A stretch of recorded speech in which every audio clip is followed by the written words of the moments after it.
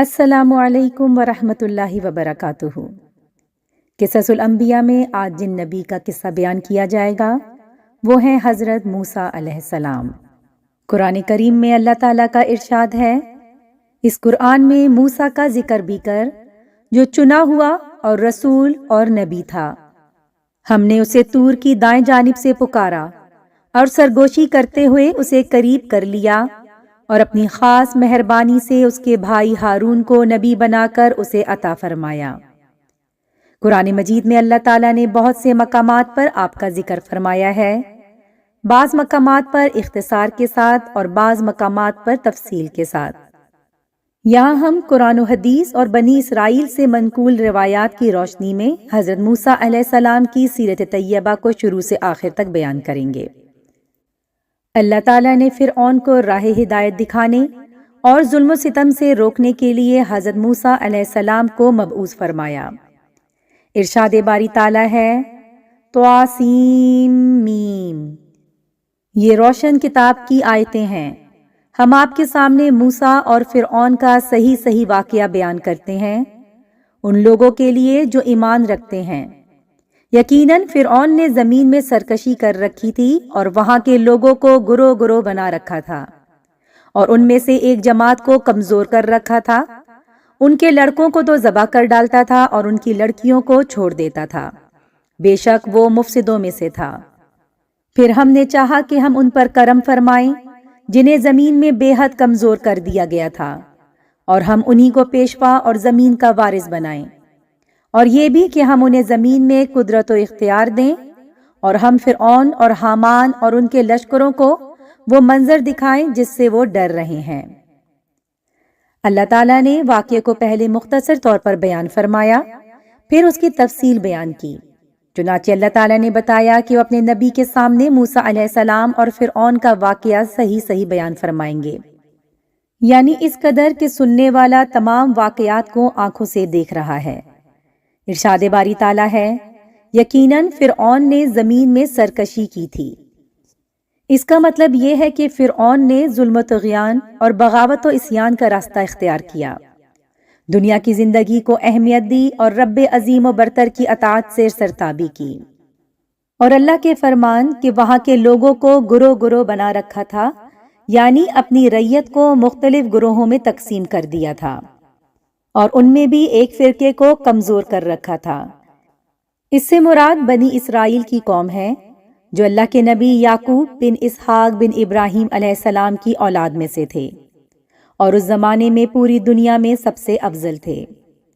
اللہ تعالیٰ نے ان پر اس ستمگر ظالم اور بدکردار کافر کو مسلط کر دیا جس نے انہیں غلام بنا لیا، اور وہ ان سے ادنا ترین پیشوں کا ذلیل ترین کام لیتا تھا، اور اس کے ساتھ ساتھ وہ ان کے لڑکوں کو تو ذبح کر ڈالتا تھا اور ان کی لڑکیوں کو چھوڑ دیتا تھا، بے شک وہ مفسدوں میں سے تھا۔ فرعون بنی اسرائیل سے اس قدر برا سلوک اس لیے کرتا تھا کہ بنی اسرائیل اپنی الہامی کتابوں کی روشنی میں آپس میں ابراہیم علیہ السلام کا یہ فرمان ذکر کرتے تھے کہ آپ کی اولاد میں سے ایک لڑکا پیدا ہوگا جس کے ہاتھوں مصر کی سلطنت تباہ ہو جائے گی۔ آپ نے یہ بات غالباً اس وقت فرمائی تھی جب مصر کے بادشاہ کی طرف سے حضرت ابراہیم علیہ السلام کی زوجہ محترمہ حضرت سارہ کی عزت پامال کرنے کی کوشش ہوئی تھی، اور اللہ تعالیٰ نے ان کی عزت کو داغدار ہونے سے محفوظ رکھا تھا۔ واللہ عالم۔ بنی اسرائیل میں یہ بشارت مشہور تھی، ان سے سن کر کپتی بھی اس کا ذکر کرتے تھے، حتیٰ کہ یہ خبر فرعون تک بھی پہنچ گئی۔ جب رات کے وقت بادشاہ کی محفل جمی ہوتی تھی تو کسی درباری نے اسے یہ بات بھی سنا دی۔ اس نے اس لڑکی کی پیدائش کے خوف سے بنی اسرائیل کے تمام لڑکوں کو قتل کرنے کا حکم جاری کر دیا، لیکن تقدیر کے آگے تدبیر نہیں چلتی۔ صحابہ کرام سے روایت ہے کہ فرعون نے خواب دیکھا کہ بیت المقدس کی طرف سے ایک آگ آئی اور مصر کے تمام قبطیوں کے گھر جلا گئی، لیکن بنی اسرائیل کو کوئی نقصان نہیں پہنچا۔ جب وہ بیدار ہوا تو اس خواب سے خوف زدہ تھا۔ اس نے اپنے کاہنوں، عالموں اور جادوگروں کو جمع کیا اور ان سے اس کی تعبیر پوچھی۔ انہوں نے کہا یہ لڑکا انہی میں پیدا ہوگا اور اس کے ہاتھوں اہل مصر تباہ ہو جائیں گے۔ اس لیے اس نے بنی اسرائیل کے لڑکوں کو قتل کرنے کا اور لڑکیوں کو زندہ چھوڑنے کا حکم جاری کر دیا۔ اسی لیے اللہ تعالیٰ نے فرمایا ہے، پھر ہم نے چاہا کہ ہم ان پر کرم فرمائیں جنہیں زمین میں بے حد کمزور کر دیا گیا تھا، اور وہ بنی اسرائیل تھے۔ اللہ تعالیٰ فرماتے ہیں، اور ہم ان کو پیشوا اور زمین کا وارث بنائیں، یعنی آخرکار مصر کی حکومت اور سرزمین انہیں مل جائے۔ اور یہ بھی ارشاد فرمایا، اور ہم انہیں زمین میں قدرت و اختیار دیں، اور فرعون اور حامان اور ان کے لشکروں کو وہ منظر دکھائیں جس سے وہ ڈر رہے تھے، یعنی ہم کمزوروں کو طاقتور، مغلوب کو غالب اور ذلیل کو عزت والا بنائیں گے۔ چنانچہ بنی اسرائیل کو یہ سب کچھ نصیب ہوا، جیسا کہ اللہ تعالیٰ فرماتے ہیں، اور ہم نے ان لوگوں کو جو بالکل کمزور شمار کیے جاتے تھے اس سرزمین کے مشرق و مغرب کا مالک بنا دیا، جس میں ہم نے برکت رکھی ہے، اور آپ کے رب کا نیک وعدہ بنی اسرائیل کے حق میں ان کے صبر کی وجہ سے پورا ہو گیا۔ دوسرے مقام پر اللہ تعالیٰ فرماتے ہیں، بالآخر ہم نے انہیں باغات سے، چشموں سے، خزانوں سے اور اچھے اچھے مقامات سے نکال باہر کیا۔ اسی طرح ہوا، اور ہم نے ان تمام چیزوں کا وارث بنی اسرائیل کو بنا دیا۔ فرعون بنی اسرائیل کو ملنے والی بشارت اور اپنے خواب کی وجہ سے بے حد خوفزدہ ہوا، لہٰذا اس نے ہر طرح کی احتیاطی تدابیر اختیار کی تاکہ حضرت موسیٰ علیہ السلام کی پیدائش ہی نہ ہو، حتیٰ کہ اس نے کچھ مردوں اور دایا عورتوں کو اس کام کے لیے مقرر کر دیا تھا کہ جو عورتیں امید سے ہوں ان کے پاس جائیں اور ان کے ہاں پیدائش کے اوقات کا علم رکھیں۔ چنانچہ جب بھی کسی عورت کے ہاں بیٹا پیدا ہوتا، وہ جلاد اسی وقت اسے ذبح کر دیتے تھے۔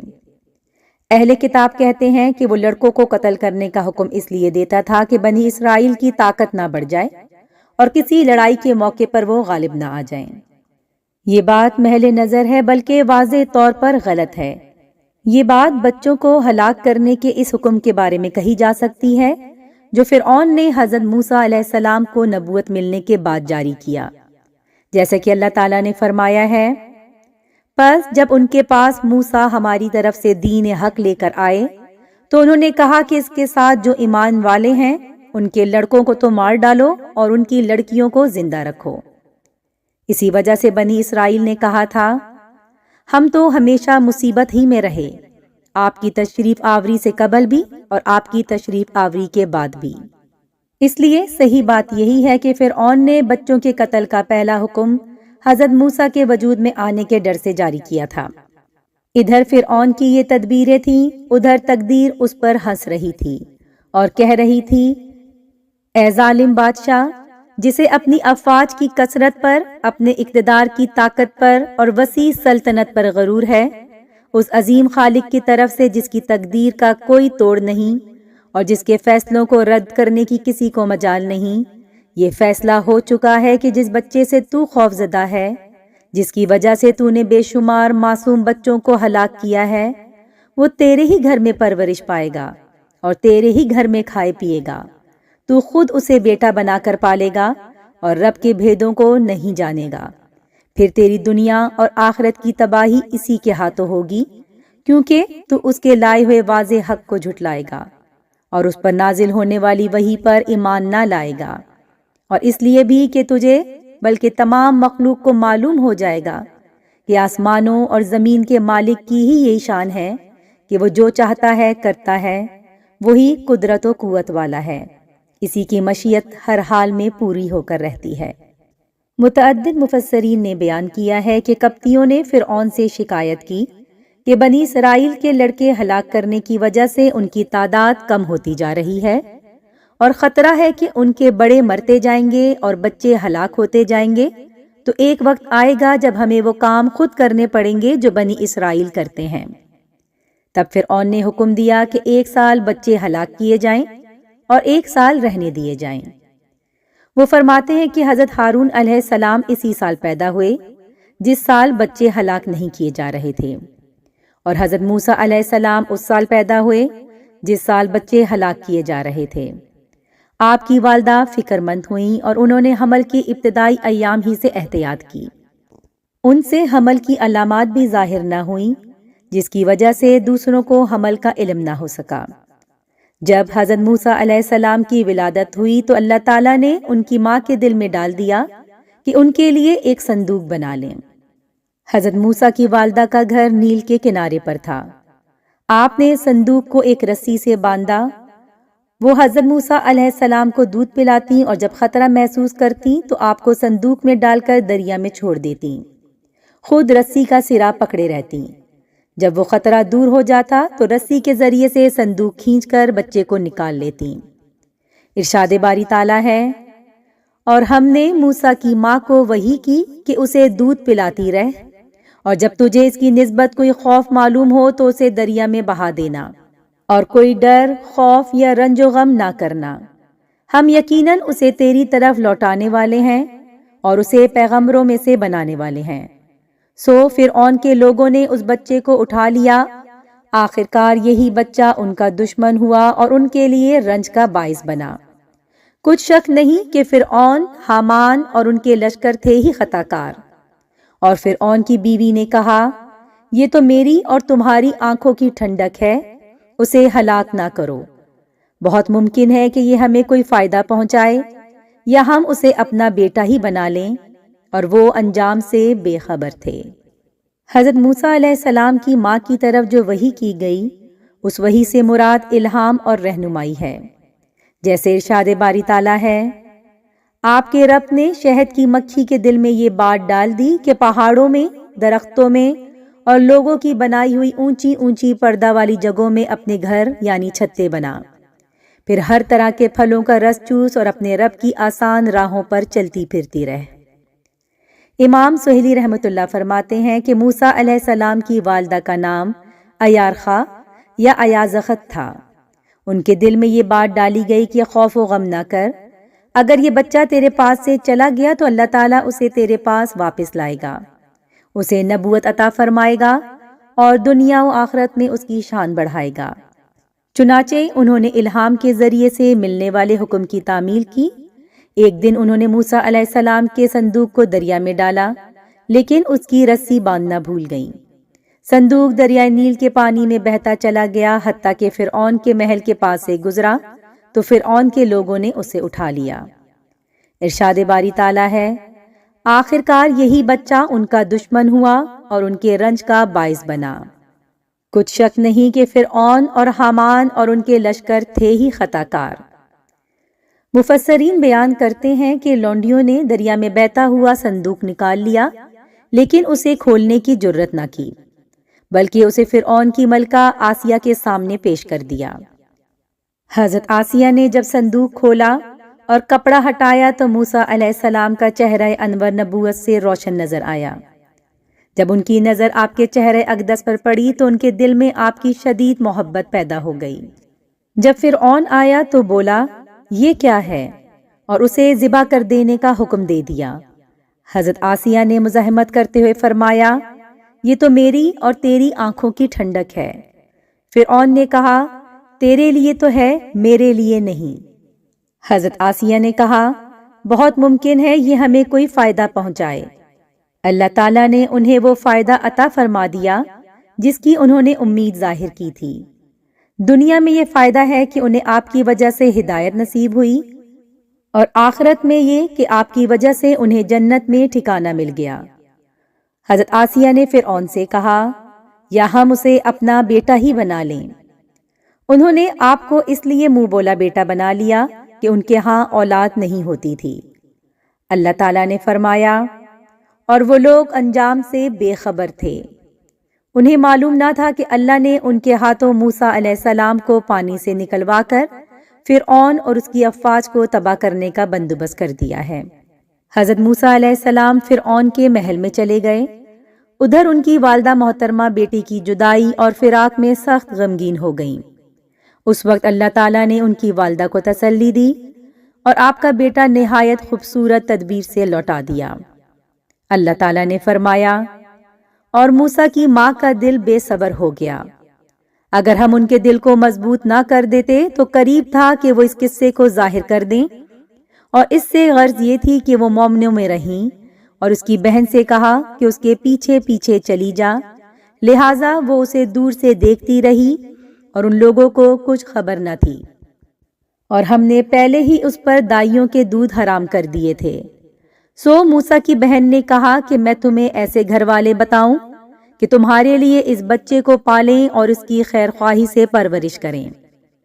پس ہم نے اس طریق سے ان موسیٰ علیہ السلام کو ان کی ماں کے پاس واپس پہنچا دیا تاکہ ان کی آنکھیں ٹھنڈی ہوں اور وہ غم نہ کھائیں، اور معلوم کر لیں کہ اللہ کا وعدہ سچا ہے، لیکن ان کے اکثر لوگ نہیں جانتے۔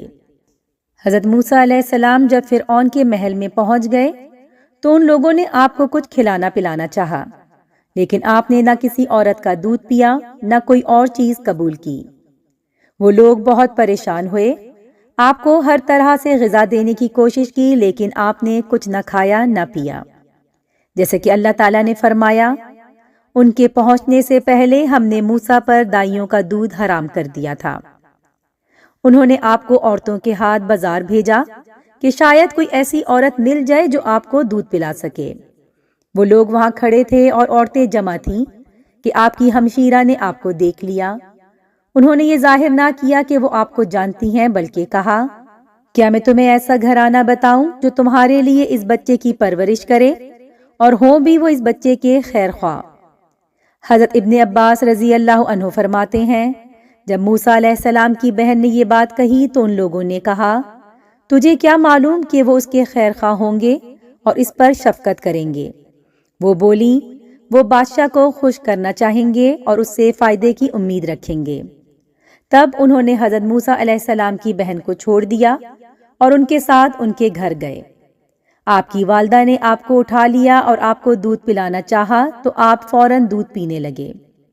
وہ لوگ بہت خوش ہوئے۔ ایک آدمی نے جا کر فوراً حضرت آسیہ کو خوشخبری دی۔ حضرت آسیہ نے موسیٰ علیہ السلام کی والدہ کو محل میں بلا لیا اور انہیں وہیں رہنے کی پیشکش کی اور کہا کہ ان پر ملکہ کی نظر عنایت ہوگی۔ حضرت موسیٰ کی والدہ نے یہ پیشکش قبول کرنے سے معذرت کر لی اور عرض کی کہ میں بال بچوں والی عورت ہوں اور میرا شوہر بھی موجود ہے، اس لیے شوہر کی خدمت اور بچوں کی دیکھ بھال کرنے کے لیے مجھے اپنے گھر میں رہنا پڑے گا۔ میں تو دودھ پلانے کی خدمت اسی صورت میں انجام دے سکتی ہوں کہ آپ بچے کو میرے ساتھ ہی میرے گھر میں رہنے دیں۔ حضرت آسیہ نے اجازت دے دی اور موسیٰ علیہ السلام کی والدہ کی تنخواہ مقرر کر دی۔ آپ بچے کو لے کر گھر آ گئیں اور اللہ نے بیٹے کو ماں سے ملا دیا۔ ارشاد باری تعالیٰ ہے، پھر ہم نے اسے اس کی ماں کی طرف لوٹا دیا تاکہ اس کی آنکھیں ٹھنڈی رہیں اور وہ آزردہ خاطر نہ ہو، اور جان لے کہ اللہ کا وعدہ سچا ہے۔ یعنی اللہ تعالیٰ نے آپ کو واپس پہنچانے کا اور رسول بنانے کا وعدہ فرمایا تھا، تو اب وہ واپس پہنچانے کا وعدہ پورا ہو گیا ہے، اور اس سے یہ بات ثابت ہوتی ہے کہ ان کی رسالت کی خوشخبری بھی سچ ہے۔ جس رات حضرت موسیٰ علیہ السلام کو اللہ تعالیٰ سے ہم کلام ہونے کا شرف حاصل ہوا، اس موقع پر اللہ تعالیٰ نے حضرت موسیٰ کو اپنے احسانات یاد دلاتے ہوئے فرمایا، ہم نے تجھ پر ایک بار اور بھی بڑا احسان کیا ہے، جب ہم نے تیری ماں کو وہ الہام کیا جس کا ذکر اب کیا جا رہا ہے کہ تو اسے صندوق میں بند کر کے دریا میں چھوڑ دے، پس دریا اسے کنارے لا ڈالے گا اور میرا اور خود اس کا دشمن اسے لے لے گا، اور میں نے اپنی طرف کی خاص محبت و مقبولیت تجھ پر ڈال دی تاکہ تیری پرورش میری آنکھوں کے سامنے کی جائے، یعنی تجھے آرام و آسائش کے ساتھ بہترین غذا اور بہترین لباس ملے۔ یہ سب اس لیے ہے کہ تجھے میری خصوصی حفاظت حاصل ہے، کیونکہ میں نے تجھ پر احسانات فرمائے اور تیرے لیے وہ کچھ مقدر فرمایا جس کی قدرت میرے سوا کسی کو حاصل نہیں۔ مزید ارشاد باری تعالیٰ ہے، یاد کر جب تیری بہن چل رہی تھی اور کہہ رہی تھی کہ اگر تم کہو تو میں تمہیں بتاؤں جو اس کی کفالت کرے، ہم نے تجھے پھر تیری ماں کے پاس پہنچایا کہ اس کی آنکھیں ٹھنڈی رہیں اور وہ غمگین نہ ہو، اور تو نے ایک شخص کو مار ڈالا تھا، اس پر بھی ہم نے تجھے غم سے بچا لیا، غرض ہم نے تجھے اچھی طرح آزما لیا۔ ارشاد باری تعالیٰ ہے، اور جب موسیٰ علیہ السلام اپنی جوانی کو پہنچ گئے اور پورے توانا ہو گئے تو ہم نے انہیں حکمت اور علم عطا فرمایا۔ نیکی کرنے والوں کو ہم اسی طرح بدلہ دیا کرتے ہیں۔ اور موسیٰ ایک ایسے وقت میں شہر میں آئے جبکہ شہر کے لوگ غفلت میں تھے، تو یہاں دو شخصوں کو لڑتے ہوئے پایا۔ یہ ایک تو اس کے رفیقوں میں سے تھا اور یہ دوسرا اس کے دشمنوں سے۔ اس کی قوم والے نے اس کے خلاف جو اس کے دشمنوں میں سے تھا موسیٰ سے فریاد کی، جس پر موسیٰ نے اسے ایک ضرب لگائی جس سے وہ مر گیا۔ موسیٰ کہنے لگے یہ تو شیطانی کام ہے، یقیناً شیطان دشمن اور کھلے طور پر بہکانے والا ہے۔ پھر دعا کرنے لگے اور کہنے لگے اے پروردگار، میں نے خود اپنے اوپر ظلم کیا، تو مجھے معاف فرما دے۔ سو اللہ تعالیٰ نے انہیں بخش دیا، وہ بخشش اور بہت مہربانی کرنے والا ہے۔ موسیٰ کہنے لگے اے میرے رب، جیسے تو نے مجھ پر یہ کرم فرمایا، میں بھی اب ہرگز کسی گناہگار کا مددگار نہ بنوں گا۔ اللہ تعالیٰ نے پہلے یہ بیان فرمایا ہے کہ اس نے آپ کی والدہ پر احسان فرمایا کہ آپ کو ان کے پاس واپس پہنچا دیا۔ اب یہ بیان ہو رہا ہے کہ جب آپ اپنی پوری جوانی کو پہنچ گئے اور پورے توانا ہو گئے، یعنی جسمانی اور اخلاقی طور پر کمال کے درجے تک پہنچ گئے۔ اکثر علماء کے نزدیک اس سے 40 سال کی عمر مراد ہے۔ تب اللہ نے آپ کو حکمت اور علم یعنی نبوت اور رسالت کا منصب عطا فرمایا، جس کی بشارت آپ کی والدہ کو اس فرمان میں دی گئی تھی، ہم یقیناً اسے تیری طرف لوٹانے والے ہیں اور اسے پیغمبر بنانے والے ہیں۔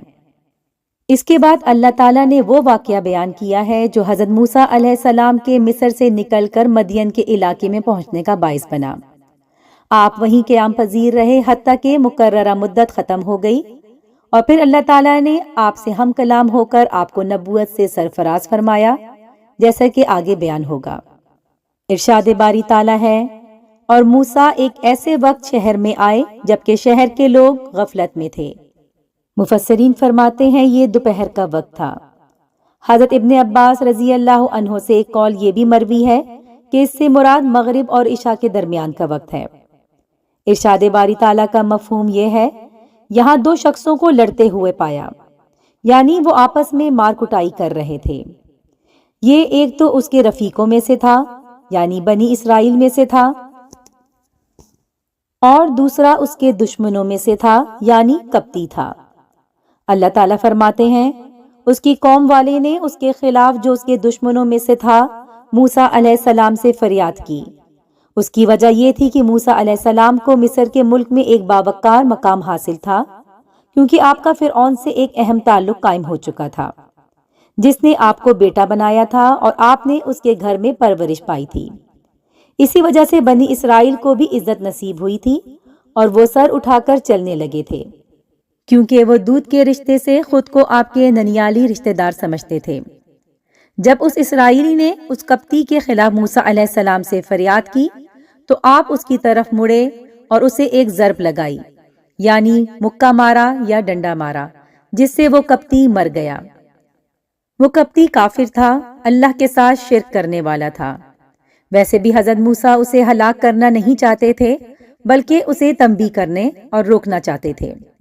اس کے باوجود حضرت موسیٰ علیہ السلام نے کہا یہ تو شیطانی کام ہے، یقیناً شیطان دشمن اور کھلے طور پر بہکانے والا ہے۔ پھر کہنے لگے اے میرے رب، میں نے اپنے آپ پر ظلم کیا، تو مجھے معاف فرما دے۔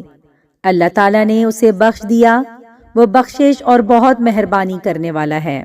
موسیٰ کہنے لگے اے میرے رب، جیسے تو نے مجھ پر کرم فرمایا یعنی قوت اور شان عطا فرمائی ہے، میں بھی اب ہرگز کسی گناہگار کا مددگار نہ بنوں گا۔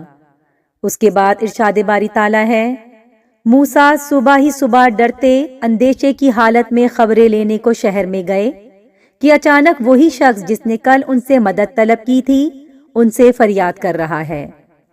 موسیٰ نے کہا اس میں شک نہیں کہ تو سری گمراہ ہے۔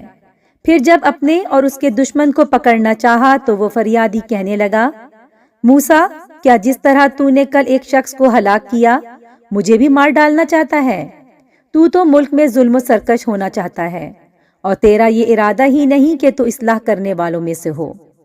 اور شہر کے پرلے کنارے سے ایک شخص دوڑتا ہوا آیا اور کہنے لگا موسیٰ، یہاں کے سردار تجھے ہلاک کرنے کا مشورہ کر رہے ہیں، پس تو فوراً چلا جا، میں یقیناً تیرا خیر خواہ ہوں۔ دوسرے دن جب صبح حضرت موسیٰ علیہ السلام شہر میں چل رہے تھے تو آپ کی کیفیت یہ تھی کہ آپ خوف محسوس کر رہے تھے اور ادھر ادھر دیکھ رہے تھے۔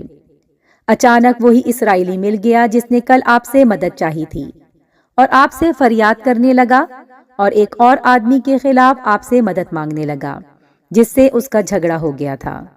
حضرت موسیٰ علیہ السلام نے اس کی بار بار کی شرارتوں کی بنا پر اسے ملامت کی اور اسے فرمایا، اس میں شک نہیں کہ تو سرہی گمراہ ہے۔ پھر آپ نے اس کپتی پر ہاتھ ڈالنے کا ارادہ کیا جو موسیٰ علیہ السلام کا بھی دشمن تھا اور اسرائیلی کا بھی، تاکہ اسے منع کریں اور اسرائیلی کو اس سے چھڑائیں۔ جب آپ اس ارادے سے کپتی کی طرف بڑھے تو اس نے کہا، موسیٰ، کیا جس طرح تو نے کل ایک شخص کو ہلاک کیا مجھے بھی مار ڈالنا چاہتا ہے؟ تو ملک میں ظالم و سرکش ہونا چاہتا ہے اور تیرا یہ ارادہ ہی نہیں کہ تو اصلاح کرنے والوں میں سے ہو۔ بعض علماء کرام فرماتے ہیں کہ یہ بات اس اسرائیلی نے کہی تھی جس نے موسیٰ علیہ السلام کا گزشتہ روز کا واقعہ دیکھا تھا۔ معلوم یہ ہوتا ہے کہ اس نے جب موسیٰ علیہ السلام کو کپتی کی طرف بڑھتے دیکھا تو یہ سمجھا کہ وہ خود اس اسرائیلی کو سزا دینا چاہتے ہیں، کیونکہ آپ اسے فرما چکے تھے تو سرہی گمراہ ہے۔ اس لیے اس شخص نے موسیٰ علیہ السلام سے یہ بات کہہ کر کل والا راز فاش کر دیا، اور کپتی نے فوراً فرعون کے پاس جا کے حضرت موسیٰ کی شکایت کر دی۔ اکثر علماء کرام نے یہی تشریح بیان کی ہے۔ الغرض فرعون کو معلوم ہو گیا کہ وہ شخص حضرت موسیٰ کے ہاتھوں ہلاک ہوا ہے، چنانچہ اس نے آپ کی گرفتاری کے لیے آدمی بھیجے، لیکن ایک وفادار آدمی ان سے پہلے قریب کے راستے سے حضرت موسیٰ کے پاس پہنچ گیا، جیسے کہ ارشاد باری تعالیٰ ہے، شہر کے پرلے کنارے سے ایک شخص دوڑتا آیا اور کہنے لگا، اے موسیٰ، سردار تجھے ہلاک کرنے کا مشورہ کر رہے ہیں، پس تو اس شہر سے چلا جا، میں یقیناً تیرا خیر خواہ ہوں، اس لیے یہ بات بتا رہا ہوں۔ جب حضرت موسیٰ علیہ السلام کے ہاتھوں کپتی کے ہلاک ہونے کی خبر فرعون تک پہنچ گئی تو اس نے آپ کو گرفتار کرنے کا حکم دیا، تو حضرت موسیٰ خوفزدہ ہو کر ہجرت کرنے پر مجبور ہو گئے۔ ارشاد باری تعالیٰ ہے، پس موسیٰ وہاں سے خوفزدہ ہو کر دیکھتے بھاگتے نکل کھڑے ہوئے، کہنے لگے، اے پروردگار، مجھے ظالموں کے گروہ سے بچا لے۔ اور جب مدین کا رخ کیا تو کہنے لگے، مجھے امید ہے کہ میرا رب مجھے سیدھی راہ لے چلے گا۔ جب آپ مدین کے پانی پر پہنچے تو دیکھا کہ لوگوں کی ایک جماعت وہاں پانی پلا رہی ہے اور دو عورتیں الگ کھڑی اپنے جانوروں کو روک رہی ہیں۔ پوچھا، تمہارا کیا معاملہ ہے؟ وہ بولی، جب تک یہ چرواہے واپس نہ چلے جائیں گے ہم پانی نہیں پلاتی، اور ہمارے والد بڑے عمر کے بوڑھے ہیں۔ بس آپ نے خود ان کے جانوروں کو پانی پلا دیا، پھر سائی کی طرف ہٹ آئے اور کہنے لگے، اے پروردگار، تو جو کچھ بھلائی میری طرف اتارے میں اس کا محتاج ہوں۔ ان آیات میں اللہ تعالیٰ نے اپنے بندے، اپنے رسول اور اپنے کلیم کے بارے میں بیان فرمایا ہے کہ وہ مصر سے نکلے تو ادھر ادھر دیکھتے بھالتے نکلے۔ آپ خوف محسوس کر رہے تھے کہ فرعون کی قوم کا کوئی شخص آپ تک پہنچ نہ جائے۔ آپ کو کچھ معلوم نہ تھا کہ کس طرف رخ کریں اور کون سی راہ اختیار کریں، کیونکہ اس سے پہلے کبھی مصر سے باہر نہیں گئے تھے۔ ارشاد باری تعالیٰ ہے، اور جب مدین کا رخ کیا یعنی ایک راہ پر چل دیے تو کہنے لگے، مجھے امید ہے کہ میرا رب مجھے سیدھی راہ لے چلے گا، یعنی امید ہے کہ اس راہ سے وہ منزل مقصود پر پہنچ جائیں گے، اور ایسا ہی ہوا۔ انہیں منزل مل گئی، اور کتنی عظیم منزل مل گئی۔ اللہ تعالیٰ فرماتے ہیں، جب آپ مدین کے پانی پر پہنچے یعنی اس کنویں پر جا پہنچے جس سے لوگ جانوروں کو پانی پلاتے تھے۔ مدین وہی شہر ہے جس میں اصحاب الایکا اللہ کے عذاب کی وجہ سے تباہ ہوئے تھے۔ یہ لوگ حضرت شعیب علیہ السلام کی قوم تھے۔ ایک قول کے مطابق ان کی ہلاکت حضرت موسیٰ علیہ السلام کے زمانے سے پہلے ہو چکی تھی۔ جب آپ کنویں پر پہنچے تو آپ نے دیکھا کہ لوگوں کی ایک جماعت وہاں پانی پلا رہی ہے اور دو عورتیں الگ کھڑی اپنے جانوروں کو روک رہی ہیں، یعنی اپنی بکریوں کو روک رہی ہیں کہ لوگوں کی بکریوں میں نہ مل جائیں۔ حضرت موسیٰ علیہ السلام نے ان سے پوچھا، تمہارا کیا معاملہ ہے؟ وہ بولی، جب تک چرواہے واپس نہ چلے جائیں ہم پانی نہیں پلاتی، اور ہمارے والد بڑے عمر کے بوڑھے ہیں، یعنی ہم کمزور عورتیں ہونے کی وجہ سے بکریوں کو اس وقت تک پانی نہیں پلا سکتی جب تک چرواہے پانی پلانے سے فارغ نہ ہو جائیں، اور ہمیں خود بکریاں چرانے کی ضرورت اس لیے پیش آئی ہے کہ ابا جان بوڑھے اور کمزور ہیں۔ ارشاد باری تعالیٰ ہے، پس آپ نے خود ان کے جانوروں کو پانی پلا دیا، پھر سائے کی طرف ہٹ گئے۔ مفسرین کہتے ہیں یہ کیکر کے درخت کا سایہ تھا۔ اس وقت آپ نے دعا کی، اے پروردگار، تو جو کچھ بھلائی میری طرف اتارے میں اس کا محتاج ہوں۔ حضرت موسیٰ علیہ السلام طویل سفر کے بعد تھکے ہارے ایک درخت کے سائے میں بیٹھ گئے اور اللہ تعالیٰ کی طرف سے مدد کی درخواست کی، جو فوراً قبول ہو گئی۔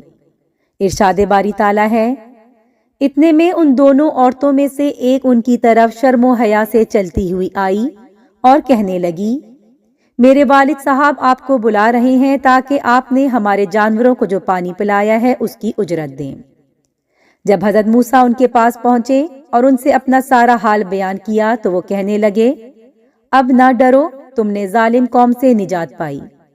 ان دونوں میں سے ایک نے کہا، ابا جی آپ انہیں مزدوری پر رکھ لیجئے، کیونکہ جنہیں آپ اجرت پر رکھیں ان میں سب سے بہتر وہ ہیں جو مضبوط اور امانت دار ہو۔ اس بزرگ نے کہا، میں اپنی ان دونوں لڑکیوں میں سے ایک کو آپ کے نکاح میں دینا چاہتا ہوں، اس مہر پر کہ آپ 8 سال تک میرا کام کاج کریں۔ ہاں، اگر آپ 10 سال پورے کریں تو یہ آپ کی طرف سے بطور احسان ہے۔ میں یہ ہرگز نہیں چاہتا کہ آپ کو کسی مشقت میں ڈالوں۔ اللہ کو منظور ہے تو آگے چل کر آپ مجھے بھلا آدمی پائیں گے۔ موسیٰ نے کہا، خیر، تو یہ بات میری اور آپ کے درمیان پختہ ہو گئی۔ میں ان دونوں مدتوں میں سے جسے پورا کروں مجھ پر کوئی زیادتی نہ ہو۔ ہم یہ جو کچھ کہہ رہے ہیں اس پر اللہ گواہ اور کارساز ہے۔ حضرت موسیٰ علیہ السلام نے ان کے پاس مقررہ مدت پوری کی اور پھر اپنی زوجہ محترمہ کو ساتھ لے کر مصر کی طرف روانہ ہوئے تو راستے میں کلیم اللہ ہونے کا شرف حاصل ہوا۔ ارشاد باری تعالیٰ ہے، جب موسیٰ نے مدت پوری کر لی اور اپنے گھر والوں کو لے کر چلے تو کوہ طور کی طرف آگ دیکھی۔ اپنی بیوی سے کہنے لگے، ٹھہرو، میں نے آگ دیکھی ہے، بہت ممکن ہے کہ میں وہاں سے کوئی خبر لاؤں یا آگ کا انگارہ لاؤں تاکہ تم سینک لو۔ پر جب وہ وہاں پہنچے تو اس بابرکت زمین کے میدان کے دائیں کنارے کے درخت میں سے انہیں آواز دی گئی کہ اے موسیٰ، یقیناً میں ہی اللہ ہوں، سارے جہانوں کا پروردگار۔ اور یہ بھی آواز آئی کہ اپنا عصا پھینک دے۔ پھر جب اسے دیکھا وہ سانپ کی طرح پھنپھنا رہا ہے تو پیٹھ پھیر کر واپس بھاگے اور مڑ کر رخ بھی نہ کیا۔ ہم نے کہا، اے موسیٰ، آگے آ، ڈر مت، یقیناً تو ہر طرح امن والا ہے۔ اپنے ہاتھ کو اپنے گریبان میں ڈال، وہ بغیر کسی قسم کے روک کے بالکل سفید چمکتا ہوا نکلے گا۔ اور خوف سے بچنے کے لیے اپنے بازو اپنی طرف ملا لیں۔ پس یہ دونوں معجزے تیرے لیے تیرے رب کی طرف سے ہیں۔ فرعون اور اس کی جماعت کی طرف یقیناً وہ سب کے سب نافرمان لوگ ہیں۔ جب حضرت موسیٰ علیہ السلام نے 10 سال کی مدت پوری کر لی تو اپنے گھر والوں سمیت واپس مصر کی طرف روانہ ہوئے۔ راستے میں رات ہو گئی۔ رات تاریک اور سرد تھی۔ وہ راستہ بھول کر معروف راہ سے ہٹ گئے۔ ان حالات میں آپ کو طور کے دامن میں آگ روشن نظر آئی۔ آپ اپنے گھر والوں سے کہنے لگے، ٹھہرو، میں نے آگ دیکھی ہے۔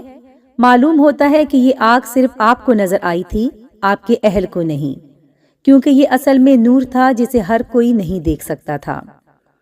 آگے آپ نے کہا کہ بہت ممکن ہے کہ میں وہاں سے کوئی خبر لاؤں، یعنی وہاں مجھے جو کوئی ملا اس سے راستہ پوچھ لوں گا یا آگ کا کوئی انگارہ لاؤں تاکہ تم سینک لو۔ معلوم ہوا کہ وہ رات سرد اور تاریک تھی، جیسے سورہ طٰہٰ میں ارشاد ہے، کیا آپ کو موسیٰ کا قصہ معلوم ہے جب اس نے آگ دیکھ کر اپنے گھر والوں سے کہا، تم ذرا سی دیر ٹھہر جاؤ، مجھے آگ دکھائی دی ہے، ممکن ہے کہ میں اس کا کوئی انگارہ تمہارے پاس لاؤں یا آگ کے پاس رہنمائی میسر ہو۔ اس سے یہ معلوم ہوا کہ وہاں اندھیرا تھا اور وہ راستہ بھول گئے تھے۔ سورہ نمل میں بھی ان سب باتوں کا ذکر ہے۔ ارشاد باری تعالیٰ ہے، جب موسیٰ نے اپنے گھر والوں سے کہا کہ میں نے آگ دیکھی ہے، میں وہاں سے کوئی خبر لے کر یا آگ کا کوئی سلگتا ہوا انگارہ لے کر جلد تمہارے پاس آ جاؤں گا تاکہ تم تاپ سکو۔ وہ واقعی ایک خبر لے کر آئے۔ وہ کتنی عظیم خبر تھی، انہیں رہنمائی بھی ملی، اور کتنی عظیم و شان تھی وہ رہنمائی، انہوں نے وہاں سے ایک بے مثال روشنی حاصل کی تھی۔ ارشاد باری تعالیٰ ہے، پس جب وہ وہاں پہنچے تو اس بابرکت زمین کے میدان کے دائیں کنارے کے درخت میں سے انہیں آواز دی گئی، اے موسیٰ، یقیناً میں ہی اللہ ہوں، سارے جہانوں کا پروردگار۔ سورہ نمل میں ارشاد باری تعالیٰ ہے، جب وہاں پہنچے تو آواز دی گئی کہ بابرکت ہے وہ جو اس آگ میں ہے، اور برکت دیا گیا ہے وہ جو اس کے آس پاس ہے، اور پاک ہے اللہ جو تمام جہانوں کا پالنے والا ہے۔ یعنی وہ جو چاہتا ہے کرتا ہے، اور جو فیصلے چاہتا ہے نافذ فرماتا ہے۔ اے موسیٰ، سن، بات یہ ہے کہ میں ہی اللہ غالب حکمت والا ہوں۔ سورہ طٰہٰ میں اللہ تعالیٰ ارشاد فرماتے ہیں، جب وہ وہاں پہنچے تو انہیں آواز دی گئی، اے موسیٰ، یقیناً میں ہی تیرا پروردگار ہوں، تو اپنی جوتیاں اتار دے کیونکہ تو پاک میدان طویٰ میں ہے، اور میں نے تجھے منتخب کر لیا ہے۔ اب جو وحی کی جائے اسے کان لگا کر سن، بے شک میں ہی اللہ ہوں، میرے سوا کوئی عبادت کے لائق نہیں، پس تو میری ہی عبادت کر اور میری یاد کے لیے نماز قائم رکھ۔ قیامت یقیناً آنے والی ہے جسے میں پوشیدہ رکھنا چاہتا ہوں، تاکہ ہر شخص کو وہ بدلہ دیا جائے جو اس نے کوشش کی ہو۔ بس تجھے اس کے یقین سے کوئی ایسا شخص روک نہ دے جو اس پر ایمان نہ رکھتا ہو اور اپنی خواہش کے پیچھے لگا ہوا ہو، ورنہ تو ہلاک ہو جائے گا۔ مفسرین فرماتے ہیں، حضرت موسیٰ علیہ السلام اس آگ کی طرف چلے جو انہیں نظر آئی تھی۔ جب وہاں پہنچے تو دیکھا کہ ایک کانٹے دار درخت میں آگ کے شعلے نظر آ رہے ہیں، لیکن درخت زیادہ سے زیادہ سرسبز ہوتا جا رہا ہے۔ آپ تعجب سے وہیں ٹھہر گئے۔ وہ درخت آپ کے دائیں طرف پہاڑ کے مغربی پہلو میں تھا، جیسے کہ ارشاد باری تعالیٰ ہے، اور طور کے مغربی جانب جبکہ ہم نے موسیٰ کو احکام کی وحی پہنچائی تھی، نہ تو موجود تھا اور نہ تو دیکھنے والوں میں سے تھا۔ حضرت موسیٰ علیہ السلام جس وادی میں تھے اس کا نام طویٰ ہے۔ موسیٰ علیہ السلام کا چہرہ قبلہ یعنی جنوب کی طرف تھا۔ وہ درخت آپ کے دائیں طرف مغرب کی سمت میں تھا۔ اس مقدس وادی طویٰ میں اللہ تعالیٰ نے آپ سے کلام کیا۔ پہلے جوتے اتارنے کا حکم دیا۔ اس کا مقصد اس مقدس مقام کا احترام تھا۔ بالخصوص اس مبارک رات میں تو اس مقام کو مزید تقدس اور برکت حاصل ہو گئی تھی۔ اللہ تعالیٰ نے حضرت موسیٰ علیہ السلام کو بتایا کہ یہ دنیا فانی ہے، دائمی گھر قیامت کو ملے گا جو یقیناً قائم ہونے والی ہے۔ اللہ تعالیٰ نے آپ کو اس دن کے لیے عمل کرنے کی ترغیب دی اور ایسے لوگوں سے الگ رہنے کی ہدایت فرمائی جو اپنے مالک کی نافرمانی کرتے ہیں اور اپنے دل کی خواہش کے پیچھے چلتے ہیں۔ پھر اپنی قدرت کے اظہار کے لیے اور اپنی شان دکھانے کے لیے موسیٰ علیہ السلام سے فرمایا، اے موسیٰ، تیرے دائیں ہاتھ میں یہ کیا ہے؟ کیا یہ وہی لاٹھی نہیں جو تیری دیکھی بھالی ہے جب سے تجھے ملی ہے؟ جواب دیا، یہ میری لاٹھی ہے جس پر میں ٹیک لگاتا ہوں اور جس سے میں اپنی بکریوں کے لیے پتے جھاڑ لیا کرتا ہوں، اس میں مجھے اور بھی فائدے ہیں۔ یعنی یہ وہی لاٹھی ہے جسے میں اچھی طرح پہچانتا ہوں۔ آگے فرمایا، اے موسیٰ، اسے نیچے ڈال دے۔ چنانچہ ان کے ڈالتے ہی وہ سانپ بن کر دوڑنے لگی۔ یہ ایک عظیم معجزہ تھا اور اس بات کی واضح دلیل تھی کہ آپ سے کلام کرنے والا وہی اللہ ہے جو اپنے امر کن سے ہر چیز کو پیدا کرتا ہے اور اسے ہر کام کی طاقت حاصل ہے۔ اللہ تعالیٰ دوسری آیت میں فرماتے ہیں، اور یہ کہ اپنا عصا پھینک دے۔ پھر جب اسے دیکھا کہ وہ سانپ کی طرح بھنبھنا رہا ہے تو پیٹ پھیر کر واپس ہو گئے اور مڑ کر رخ نہ کیا۔ یعنی وہ ایک بہت بڑا سانپ بن گیا جس کی جسامت بہت بڑی تھی اور بڑے بڑے دانت تھے۔ اس کے باوجود اس کی حرکت تیز رفتار پتلے سانپ کی طرح تھی۔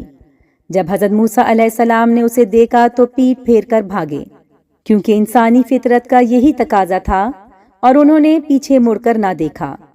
اس وقت اللہ تعالیٰ نے آواز دے کر فرمایا، اے موسیٰ، آگے آ، ڈر مت، یقیناً تو ہر طرح امن والا ہے۔ جب آپ واپس آئے تو اللہ تعالیٰ نے حکم دیا، بے خوف ہو کر اسے پکڑ لے، ہم اسے اس کی پہلی صورت میں دوبارہ لے آئیں گے۔ کہتے ہیں آپ کو سخت خوف محسوس ہوا۔ آپ نے اپنا ہاتھ قمیص کی آستین میں ڈالا اور کپڑے میں لپیٹ کر اس کے منہ کے درمیان رکھا۔ اہل کتاب کہتے ہیں کہ آپ نے اس کی دم پکڑ لی۔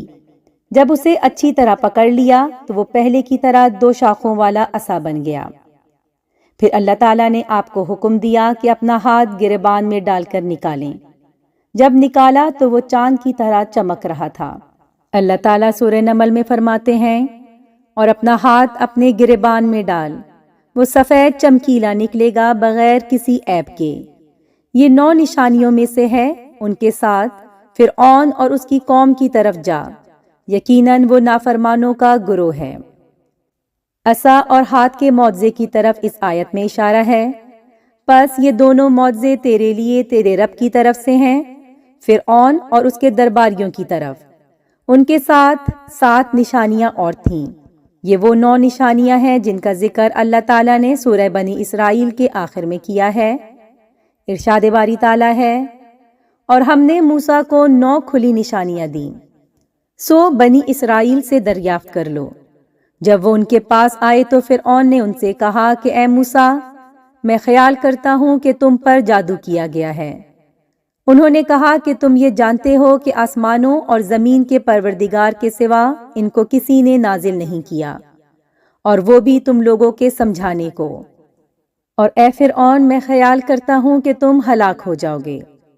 سورہ اعراف میں ان کی تفصیل اس طرح مذکور ہے، اور ہم نے فرعونیوں کو قحط اور پھلوں کے نقصان میں پکڑا تاکہ نصیحت حاصل کریں۔ سو جب ان کو آسائش حاصل ہوتی تو کہتے کہ ہم اس کے مستحق ہیں، اور اگر سختی پہنچتی تو موسیٰ اور ان کے رفیقوں کی بدشگونی بتاتے۔ دیکھو، ان کی بدشگونی اللہ کے ہاں مقدر ہے، لیکن ان میں اکثر نہیں جانتے۔ اور کہنے لگے، تم ہمارے پاس خواہ کوئی بھی نشانی لے آؤ تاکہ اس سے ہم پر جادو کرو، مگر ہم تم پر ایمان لانے والے نہیں۔ سو ہم نے ان پر طوفان اور ٹڈیاں اور جوئیں اور مینڈک اور خون، کتنی کھلی ہوئی نشانیاں بھیجیں، مگر وہ تکبر ہی کرتے رہے، اور وہ لوگ تھے ہی مجرم۔